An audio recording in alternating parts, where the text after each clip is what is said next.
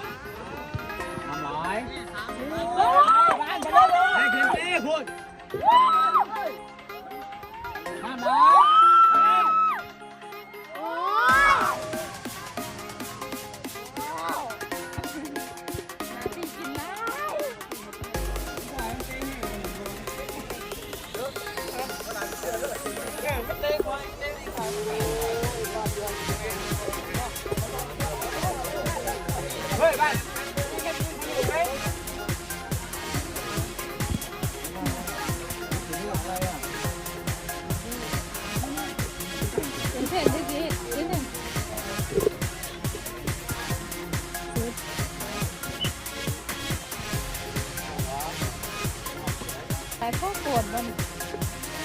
อย่าแน่นหนังเด้ออย่าแน่นหนังเด้อคนที่คนยินได้เลยไปทางที่จะที่นั้นไม่ขาดไปลุกไปเลย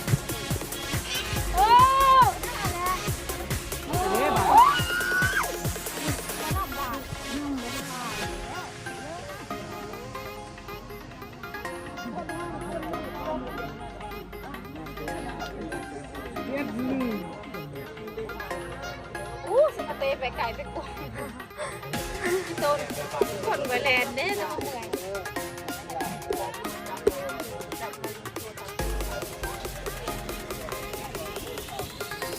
ตายแต่ละทีเนี่ย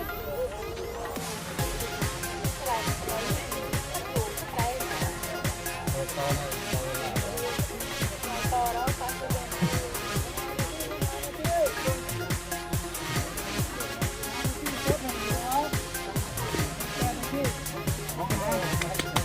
พี่ไป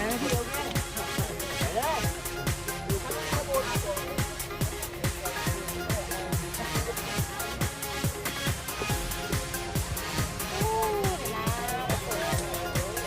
ไปคนเลย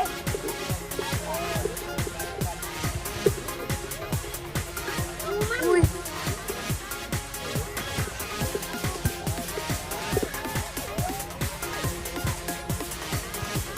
ให้ความยุ่งยังไม่ได้